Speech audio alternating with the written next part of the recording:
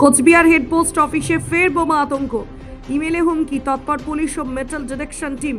কোচবিহার শহরে আবারও বোমা আতঙ্ক ছড়ালো হেড পোস্ট অফিস চত্বরে।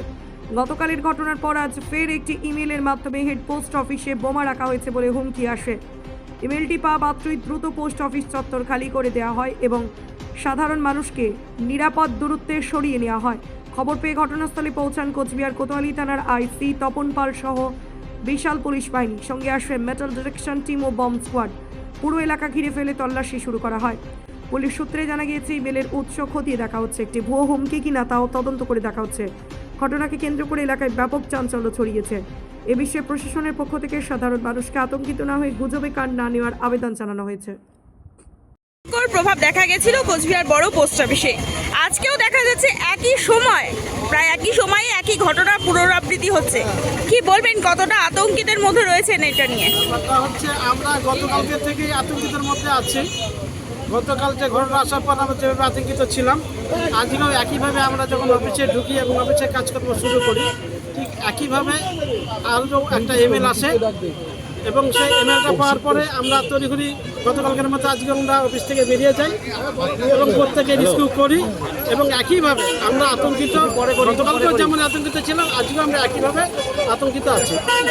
কোচবিহারে নয়, কোচবিহারের পাশাপাশি বিভিন্ন রাজ্যে এই ঘটনা রাজ্যে প্রত্যেকটা পোস্ট অফিসে এবারও আজকের ক্ষেত্রেও আজকেও ঘটনাটা সমস্ত রাজ্য জুড়েই হচ্ছে।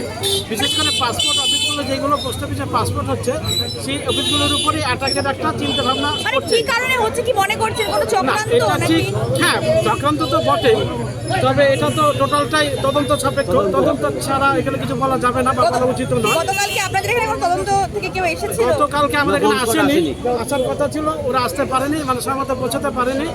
আজকেও আমরা খবর দিয়েছি, যদি আজকে আসে ওরা তদন্ত করে যাবে। কি মনে হচ্ছে, খবরটা কি ভুয়ো নাকি সত্যিই হয়েছে এরকম কিছু? ভুয়ো বলে উড়িয়ে দেওয়া যায় না, ভয় তো প্রত্যেকেরই আছে। আমরা যেভাবেই বলি সেটা ভুয়ো বলি, আর যেভাবে ভয়টা আমাদের মধ্যে থেকেই যাচ্ছে, তবে ভুয়ো বলে কাটিয়ে দেওয়া যাবে না।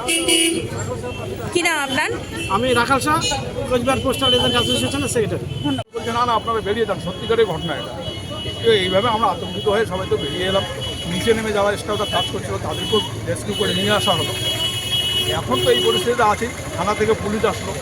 পুলিশ আসার পরে বললো যে আপনারা এখান থেকে সরে যান, কিছু ঘটলে কিন্তু খুব মুশকিল হয়ে যাবে। তখন আমরা বেরিয়ে আসি, এখন আপাতত দেখছি আমরা তো খুব টেনশনে আছি এখন, বুঝলেন। পরপর দুদিন এইরকম ঘটনা, কতটা আতঙ্কিত রয়েছেন? আতঙ্কিত বলতে কি, আমরা পুরোটাই আতঙ্কিত হয়ে আছি। কিন্তু আমরা যেটা দেখছি যে এখানে আমাদের কোনো বোম স্কোয়ার আসছে না এখন পর্যন্ত। তারা এসে যে একটু দেখবে কিছু আছে কি নাই, সেটা তো দেখছে না, যার জন্য আতঙ্কটা আরও বেড়ে যাচ্ছে। আবার আগামীকাল